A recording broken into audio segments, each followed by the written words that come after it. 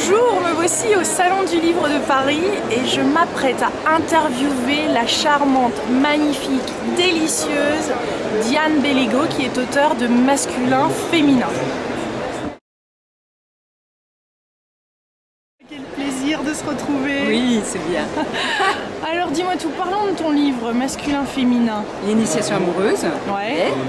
Et donc on a tous en nous cette énergie masculine et féminine qu'il nous faut absolument, pas absolument, mais il faudrait trouver la bonne balance. C'est-à-dire qu'en fait, on est fait, si on pense par exemple à une cellule en nous, elle reçoit des informations autant qu'elle en émet. Mais, donc on a un masculin à la même mesure que notre féminin. On reçoit et on émet des informations. Mais vu notre culture, vu notre famille, vu notre histoire, on s'est plus identifié à une polarité plutôt qu'une autre. Et on a absolument besoin de restaurer celle qui est plus abîmée et d'équilibrer les deux, de les réconcilier. En fait, elles se font la guerre. Et surtout, ce qui est important, c'est comprendre que notre monde, il est défini depuis l'équilibre masculin-féminin. Et donc c'est important à la fois pour notre vie, je dirais, affective, amoureuse, intérieure, mais aussi pour notre vie collective, pour notre vie planétaire. C'est-à-dire, par exemple, c'est parce qu'on croit que dedans-dehors, c'est séparé, qu'on va mettre, j'aime bien prendre cet exemple, nos déchets nucléaires chez le voisin. Parce que c'est là-bas, à l'extérieur. Mais en fait, on se rend compte maintenant que il n'y a pas d'extérieur, que le nuage de Tchernobyl, il est évidemment rentré en France, qu'on est tous interreliés. Et donc ça, c'est une vérité où on prend conscience qu'il faut absolument arrêter d'avoir cette vision où il y aurait un extérieur. On est tous interreliés et ce masculin et ce féminin à l'intérieur de nous est appelé et destiné à se réconcilier, à s'équilibrer, à s'aimer. Sinon, eh bien, on vivra un passage plus difficile. Et donc, en fait, je dirais que c'est aux salubrités publiques de réconcilier son masculin. Et donc, ce déséquilibre qu'il y a dans notre société, le problème qu'il y a dans la société en ce moment serait dû à ce déséquilibre de notre aspect masculin et féminin en nous. On peut l'appeler comme ça. C'est-à-dire, on vit la séparation. Certains l'appellent la dualité, certains disent qu'on oppose les femmes, les hommes, on oppose les valeurs intérieures aux valeurs extérieures, on oppose les valeurs de performance aux valeurs d'intériorité, on va dire, ou de méditation, de retour sur soi-même. Et donc ça définit vraiment notre monde. Et si on se rend compte que c'est pas du tout opposé et que ça peut se réconcilier, on va créer, on va générer un monde complètement différent, un monde moi j'aime dire un monde d'union, mais un monde d'équilibre, un monde d'harmonie, où il n'y aura pas un système de domination, que ce soit des peuples premiers ou de la nature, mais au contraire un équilibre. De plus en plus, on se rend compte que dans la nature, il y a des ressources prodigieuses médicales, par exemple. Et pour ça, il faut les regarder depuis un endroit où on peut aussi apprendre de ces valeurs intérieures. Donc il y a un gros travail de réconciliation et de rééquilibrage des valeurs intérieures. Et aussi de se rendre compte que nos valeurs plus masculines, qui sont les valeurs du patriarcat, sont blessées aussi. Le masculin en nous est blessé. C'est pour ça que moi, quand je dis masculin et féminin, je ne parle pas du tout de virilité et de féminité. Ce qu'on voit dans la société, virilité et masculinité, pour moi, ça serait presque des caricatures de ce que j'appelle véritablement masculin et féminin.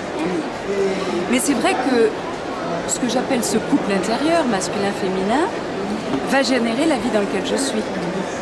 Par exemple, imaginons, je tombe amoureuse. Tout le monde est beau ce jour-là. Même si j'entends parler de choses horribles à l'extérieur, je vais regarder ça depuis un regard, depuis une ouverture, où je vais baigner dans ce monde avec une bienveillance, un équilibre. Le jour où je ne vais pas bien, là, je vais écouter la radio et je vais être offusquée, je vais prendre parti et je vais être complètement blessée par ce que j'entends, je vais le prendre personnellement. Donc c'est vraiment à comprendre qu'en fait, ça vient de l'intérieur, comment je génère mon monde. C'est cet équilibre de ce couple intérieur qui génère la réalité dans laquelle on est. Et donc, réconcilions masculin-féminin pour générer le monde dont rêve. Et quels sont les outils alors? Parce que je sais que tu en proposes plein dans ton livre. Est-ce qu'il y a des petits exercices? J'en propose dans le livre, bien évidemment. Il y a des méditations. Dans le livre, d'abord, il y a un CD. Je l'ai conçu, ce livre, pour qu'il porte l'union, justement. Oui. Il est particulier, c'est-à-dire qu'il a le livre qui va être la structure, qui va être plus le masculin, qui donne la théorie. Puis il y a le CD audio, qui est la voix, c'est ma voix, qui va emmener les gens dans des méditations, dans des exercices intérieurs pour porter cette union à l'intérieur d'eux-mêmes, pour la mettre en route. Donc déjà, il y a ces deux énergies dans le livre. Mais comme je fais parler le féminin, puis je fais parler le masculin, je me suis vite rendu compte que c'était pas possible comme ça. Et donc je les ai mis sur une page et sur l'autre. Et pour que ce soit extrêmement clair, il y en a un qui a une couleur et l'autre qui a une autre couleur. Donc le livre a une présentation tout à fait particulière qui donne un charme certain. En tous les cas, ceux qui l'ont déjà lu, c'est ce qu'ils me disent. Et puis entre des grands chapitres, eh bien, il y a tous les cas vécus pour que vraiment on sente de l'intérieur, depuis ma pratique professionnelle avec ceux que j'accompagne, ce que ça fait véritablement, comment on peut y arriver, par des voyages intérieurs, par des explorations intérieures, en particulier, par des stages aussi, de réconcilier. Puis je donne des tas de pratiques. Alors par exemple, le masculin. Le masculin en nous, on peut dire, ça vient du ciel. C'est la conscience en nous qui est appelée, destinée à s'incarner dans notre corps, à s'enraciner, à porter son action, à matérialiser son action sur Terre. Et donc, un des grands défis des masculins, c'est de s'enraciner. Donc, je donne des exemples, comment on peut apprendre à s'enraciner, par exemple. Ouais. Souvent, on peut avoir des belles idées, Oui, mais on ne les met pas en acte. On a du mal à concrétiser, ou bien on commence quelque chose et on ne le finit pas. Donc, s'enraciner, apprendre à s'aligner, c'est-à-dire que son action, qu'on porte chacun en nous et qui est à découvrir, son action soit en accord avec ce qu'on porte le plus intime dans notre cœur et aussi dans sa conscience, l'idée qu'on a, la vision qu'on porte. Apprendre à être aligné avec un endroit de cohérence où on n'est pas déchiré entre ma tête dit quelque chose, mon cœur dit autre chose et je dirais, grand corps malade dirait mes couilles disent encore une troisième chose. Ma tête, mon corps et mes couilles. Il a vu ça très très bien en fait. Quand les trois parlent une seule note, on porte l'alignement. Une autre, le masculin, il doit réapprendre à écouter à l'intérieur, de porter son action, de retrouver son action. Ça, c'est une chose importante pour le masculin. C'est quoi l'action que je porte? C'est quoi qui me donne le plus de bonheur? Ça, c'est un chemin d'évoluer aussi. On peut, je sais pas, peu importe le métier, ça a au fond pas forcément grand-chose à voir avec le métier. La vie nous amène à avoir tel métier, mais là-dedans, c'est quelle action je porte? Est-ce que j'aime transmettre? Est-ce que j'aime relier? Est-ce que j'aime guider? Est-ce que j'aime ouvrir un nouveau chemin? Est-ce que j'aime enseigner? Est-ce que j'aime apporter une forme de guérison? Est-ce que j'aime relier? Je l'ai déjà dit, relier. Il y a pas mal d'actions qu'on a tous en commun. Reconnaître, par exemple. Donc, découvrir en soi son action de façon à être au plus près de qui l'on est dans son action, de façon à la porter avec conscience et amour. Ça, c'est une autre chose pour le masculin, très important. Une autre chose, c'est écouter, réapprendre sa guidance intérieure.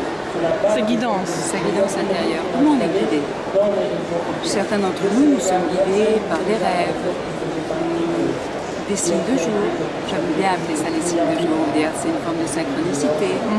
Sans remettre ça pour son pouvoir, mais écoutez comment, dans les grands moments de ma vie, la vie m'a guidée d'une certaine façon. Où est-ce que je suis poussée? Où est-ce que je me laisse pousser par la vie et les peurs? Où est-ce qu'il y a vraiment à l'intérieur de moi quelque chose qui me guide, qui fait que je suis co-créateur de la vie que j'ai choisie? Là, il y a grandement à se réconcilier, par exemple, avec ce que je vais appeler le ciel. Comment je me relie à l'univers? Quelle place j'ai dans l'univers? Comment l'univers peut me parler? Comment, quand je commence à me réconcilier, alors évidemment, ça veut dire se réconcilier et traverser toutes les blessures qu'on peut avoir à travers les grandes religions. Et ce que les religions, dans leur version à la fois très sacrée, mais aussi parfois très limitante, peuvent avoir m'avoir inculqué des limitations, des peurs, et qui fait que ma guidance intérieure vient se frotter là. Donc j'ai besoin de faire la paix avec ça pour retrouver vraiment qu'à l'intérieur, quand je me pose à l'intérieur de moi, il y a un chemin qui me mène, un chemin de bienveillance, un chemin de conscience, un chemin d'amour qui m'amène à révéler qui je suis. Et quand je suis au plus proche de qui je suis, eh bien, la vie autour de moi en bénéficie. C'est comme ça que si chacun d'entre nous on est au plus proche de ça, eh bien, on va contribuer à créer ce monde, ce nouveau monde eh bien, qui est déjà là, en cheminement, qui demande qu'à apparaître. Et en prenant chacun sa place. Quelle importance! Et en se reliant les uns les autres, en faisant ces réseaux dont on parle. Donc ça, grosso modo, c'est des grandes lignes pour le masculin. Pour le féminin, alors évidemment, c'est un peu Donc là, une fois de différent. plus, on ne parle pas de l'homme et de la femme, on ne parle pas forcément à la femme de faire ça. Il y a des hommes et des femmes avec une énergie masculine ou féminine Absolument. plus dominante que l'autre. Donc là, on s'adresse plus à la part de... À la part du masculin en chacun. Voilà. Mais Donc si là, c'est la quelqu'un- part, maintenant, c'est la part du féminin en chacun. Voilà, Je veux juste la part du bien que ce soit clair. Absolument. Mais par exemple, il y en a certains qui se sont identifiés à être féminins, c'est-à-dire dans une société patriarcale, quelqu'un qui s'est vraiment identifié à être du féminin, il va s'identifier à être victime, à être comme un fétu de paille emporté par les peurs collectives, etc. Sauf donc, si on c'est a un besoin- féminin qui est accepté, un homme avec une énergie féminine qui est ancrée, là, ça change tout. Oui, mais si cet homme s'est identifié au féminin, Ouais. il n'est pas forcément dans un équilibre de son homme. Hein. Bien sûr. Je rencontre beaucoup, dans mes stages, des hommes, on va dire que je les appelle les hommes de cœur. Oui, Et ils sont tous en interrogation sur c'est quoi être un homme si je veux pas être un méchant. d'accord. Et donc eux, ils ont au contraire besoin de retrouver, et je les accompagne à restaurer une espèce de fierté d'être homme. Ouais. De pouvoir porter leur action. Et souvent, ils attirent des femmes qui leur disent mais sois fort. Ouais. J'aurais envie que tu oses être fort à mon côté. Or, ces hommes, portés par leur cœur et par leur histoire, qui n'est pas complétée, qui n'est pas pacifiée, ont peur d'être les méchants ou ont peur de contribuer à abîmer le féminin ou abîmer la terre ou abîmer la femme. Et du coup, ils ne sont pas en équilibre entre masculin et féminin. Et ça, j'en rencontre beaucoup des D'accord. hommes comme ça. Et pour les femmes alors, la version femme de ça?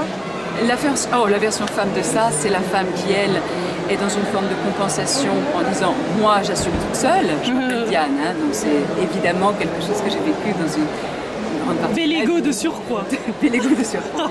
Avec ça, je n'ai pas le choix que de plonger dans une forme à la fois d'humilité, je dirais, d'axe d'humilité, et d'aller voir ce qui se cache derrière l'Amazone, hein, d'aller voir les autres déesses qui sont dans une voie de douceur aussi, sachant que je peux compter sur mon masculin, Ouais. pas en le mettant de côté, mais Chevalier en toi. voilà, le chevalier, l'Amazone en moi.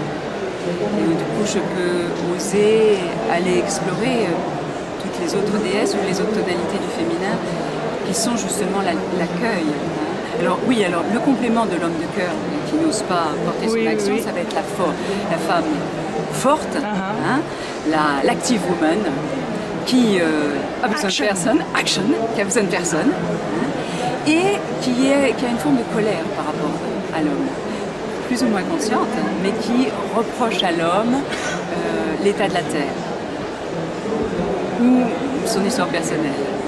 Et en fait, c'est son masculin à elle qui est en train d'être dans la performance, et ça tant mieux parce qu'elle est dans une forme d'indépendance professionnelle qui n'est pas l'autonomie, je mets une nuance entre les deux, mais son masculin fait la guerre au masculin de l'homme. Donc c'est comme deux guerriers qui se frottent.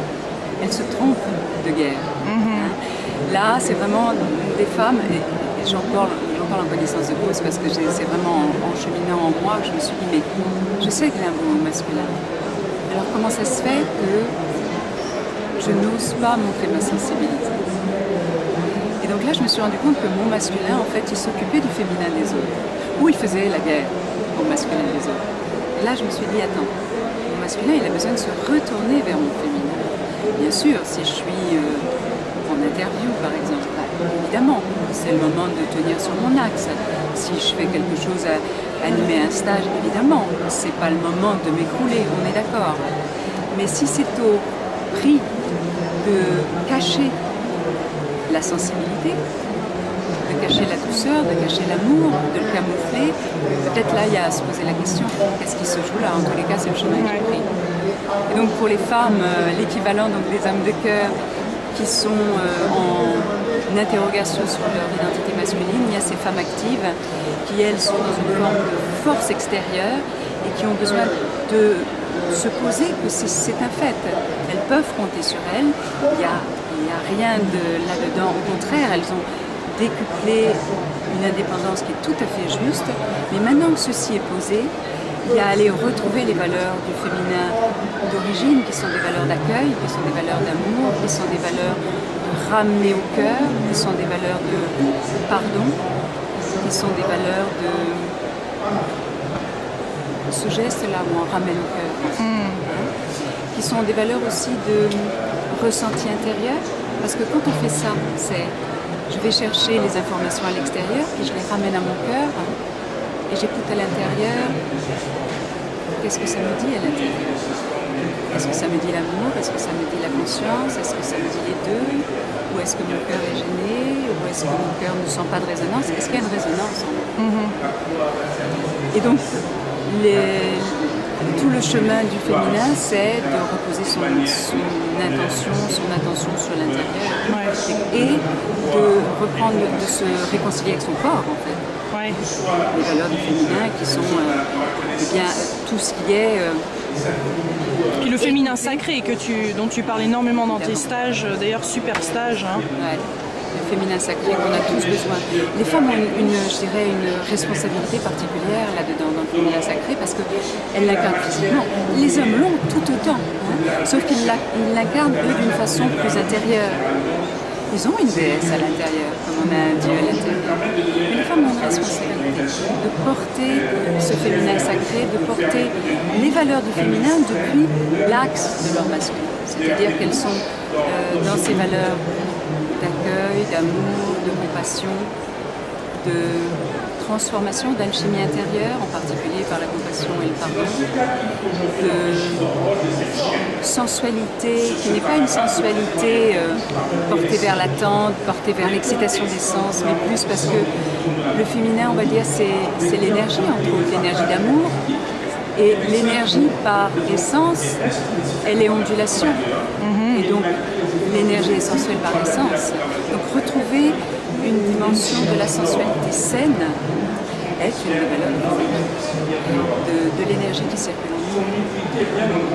Et donc, oui, je disais, la femme a une responsabilité particulière par rapport au féminin sacré, de la porter dans une forme de dignité où elle ne prend pas toujours personnellement les attaques du masculin, où elle est à la fois reine, mais je vois des femmes qui sont, parce qu'elles réussissent dans leur vie, sont comme des reines, elles oublient parfois d'être prêtresses aussi. Elles oublient d'être prêtresses à l'amour. Ouais. Mais attention, quand je travaille par exemple sur l'appel de la déesse, là j'ai un stage qui est vraiment précieux, qui est la guérison du féminin et l'appel de la déesse, bien sûr. Je revois les tonalités des déesses à travers la déesse grecque, qui est une lecture comme une autre, mais ça donne toutes les tonalités. Je vois des femmes qui auraient tendance à dire « Ah, je suis la déesse ». Et j'aime à dire « Non, nous sommes le véhicule de quelque chose de plus vaste ». Ouais. Le véhicule de la déesse, c'est pas que je suis la déesse, c'est pas que je suis supérieure. Plus j'ai des moments d'intuition où la déesse peut passer à travers, puis il y a une forme d'humilité, il y a une forme de simplicité, de profondeur. Et d'unité dans cette... D'unité, bien sûr. Puisque c'est possible qu'à partir du moment où je tiens sur mes pieds, par exemple dans ce stage de femme, on commence par restaurer le masculin en nous. Parce que tant qu'on fait la guerre au masculin, tant qu'on critique le masculin à l'extérieur, on va critiquer notre masculin à l'intérieur. Notre masculin à l'intérieur va se sentir critiqué. Et donc il y a un endroit où on ne tiendra pas sur nos pieds, on ne tiendra pas dans notre axe, où il y aura quelque chose qui ne sera pas érigé à l'intérieur de nous. et on va remettre insidieusement le pouvoir à l'extérieur. Et après, on va faire la bataille à l'extérieur, on va critiquer l'extérieur. Donc, on va compter sur l'autre, évidemment, puisque ça ne tient pas à l'intérieur.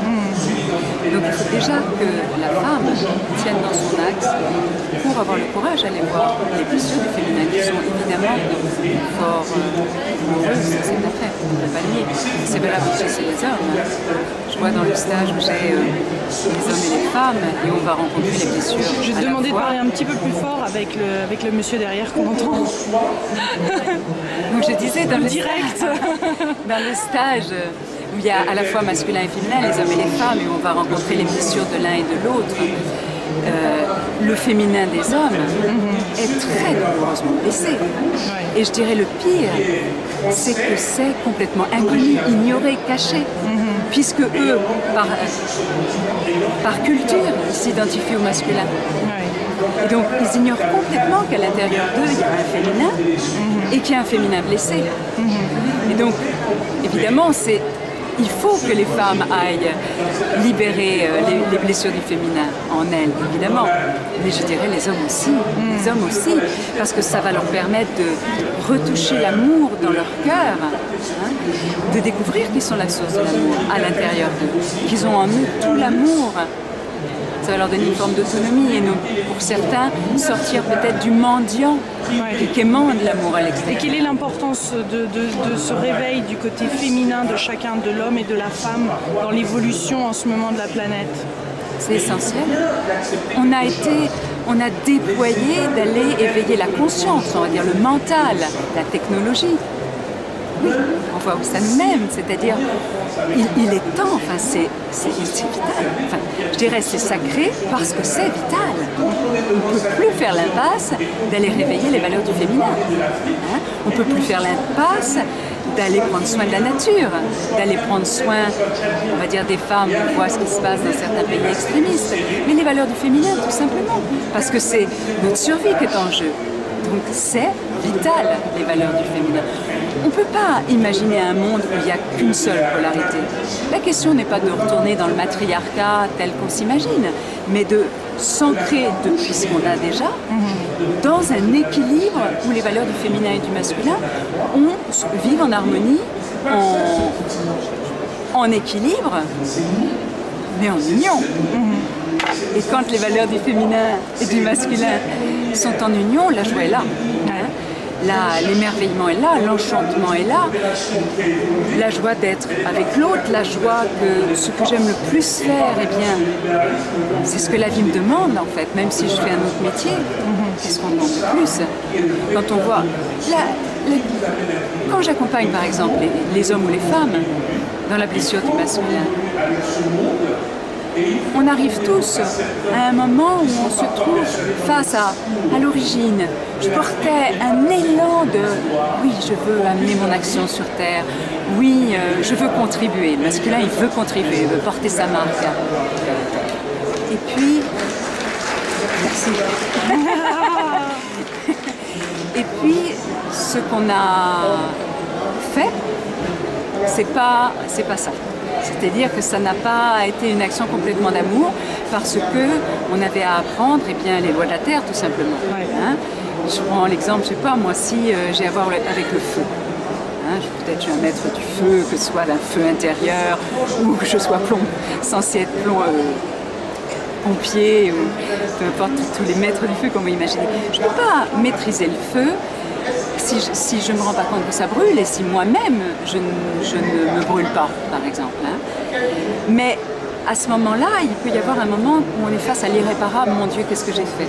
Et donc là, on a besoin d'aller guérir, d'être face à une forme de culpabilité. Le masculin porte une forme de culpabilité, on est tous dans notre masculin face à, mon Dieu, c'est pas ça qu'on voulait pour la Terre, c'est pas ça on portait à l'origine, mais tous les êtres humains, qui nous semblent les plus critiquables, portent à l'origine une action qui est une action d'amour. Mais au fur et à mesure qu'on n'a pas réussi à rectifier, ajuster, pardonner, on arrive à générer des actions qui sont très très loin de cette action d'amour. Et donc le masculin en nous a besoin de réparer cette blessure énorme qui est la culpabilité, de façon qu'il puisse être dans sa vraie action, qui est la responsabilité. Comment je peux répondre à ce qui m'arrive dans la vie, répondre à, aussi bien répondre à Lilou qui m'interviewe que répondre à ici et maintenant. Comment j'aimais, comment je la sensibilité, la vulnérabilité quand même. Comment je porte mon action dans cet équilibre avec ma sensibilité. Et comment mon action est en interrelation avec l'action des autres ou avec la sensibilité des autres. Passer vraiment de la culpabilité à la responsabilité, ça c'est essentiel. Et ça, on ne fera pas l'impasse d'un travail sur soi. Évidemment que je peux accompagner les gens pour ça. Il y a bien d'autres praticiens en ce moment de grande qualité qui accompagnent ça. Mais on est vraiment dans un passage initiatique. Il faut qu'on passe un plan de conscience. Et ce plan de conscience, quelle que soit la technique ou la pratique qu'on utilise, on retombera sur un moment d'union. Et puis on est aidé là quand même. Les cieux sont vraiment ouverts. Hein. Oui, hein. Moi j'aimerais bien, et Lilou, tu y participes grandement, qu'il y ait des médias qui portent toutes les belles découvertes qu'il y a en ce moment. Et il y en a des découvertes. Et il y en a des gens qui font des choses formidables. On les entend pas forcément à la radio ou à la télé, et on a grand besoin. Moi, j'écoute plus les nouvelles, c'est pas possible. Il faut être insensible, il faut être complètement dans un coma profond pour écouter ça sans avoir le cœur qui fait oh, mon Dieu. Moi, mon choix profond, c'est de garder une vibration d'élan, d'enthousiasme, d'amour, de sensibilité aussi. Et quand j'entends ça, je fais non, ce que je veux, moi, c'est porter ma vibration d'amour, ma vibration de conscience, mon axe, mon alignement. Face à tout ça, je fais juste, c'est trop là. Là, j'entendais, il y a des femmes qui se sont fait exploser à Moscou. Pour moi, c'est un signe, c'est vraiment un signe. Les femmes, elles portent la vie. Et donc les femmes, elles sont là pour donner la vie, pour respecter la vie, pour montrer la vie, pour montrer le chemin de la vie. Donc une femme qui en arrive par misère intérieure, il n'y a pas d'autre. Par incompréhension, par ignorance intérieure, par blessure intérieure. De trouver la voie, j'imagine, d'une forme de salut. En s'éclatant elle-même, s'explosant elle-même et faisant exploser des gens évidemment innocents. Je trouve que là c'est un signal fort par rapport au féminin blessé. Hein? Je ne parle pas d'une question politique, c'est au-delà de même de ma compréhension, je dirais. C'est pas mon action là. Mais ça m'a touchée en disant oh là,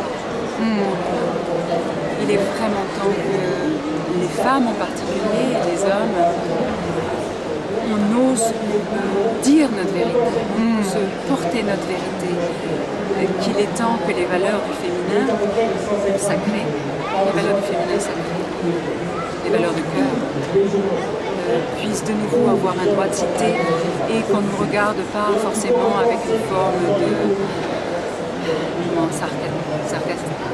sarcasme, c'est quand même un choix au quotidien, c'est choix par choix, c'est action, pensée, c'est vraiment... Bien sûr, parce que certains d'entre nous, on a peut-être une action plus extérieure, certains peuvent avoir une action devant les médias, d'autres plus parce qu'on enseigne à des groupes, mais très profondément, c'est... est-ce que je ferme mon robinet quand je me lave les dents? Ça commence par là. Est-ce que je fais la guerre à mon compagnon quand son comportement, je le juge? Est-ce que je vais rentrer dans cette guerre ou est-ce que je vais me reposer dans l'amour d'abord de moi déjà et ensuite de la relation? C'est vraiment au quotidien. Je pense que c'est vraiment moi, c'est ce que j'essaie de transmettre dans mes groupes, c'est-à-dire que tout le travail qu'on fait en groupe, c'est merveilleux. Ah oui, mais je confirme. Mais ce qu'il faut, c'est l'emmener chez soi. Alors j'essaie vraiment de trouver des pratiques qu'on peut emmener chez soi de façon que ça soit au quotidien. Sinon, on sépare de nouveau la vie. Il y a la vie en stage, hein, on est quand même très privilégié dans un cadre prévu, cadré, etc., où on peut évidemment ouvrir son cœur. Mais après, il faut le faire avec son voisin de palier qui vient nous tester, Oui. avec son compagnon ou sa compagne qui vient évidemment nous tester. La voix du couple, c'est la voix la plus puissante, la plus révélatrice. Hein. C'est la voix. Elle est explosive, la voix du couple. Et évidemment, c'est aussi la voix qui amène des moments merveilleux. Mais c'est une voix confrontante. En ce moment, les couples sont testés. On peut faire une autre petite vidéo là-dessus, mais je voudrais savoir si tu avais un dernier message à nous passer par rapport au masculin, féminin, un petit mot. Je dirais, on est appelé à les réconcilier.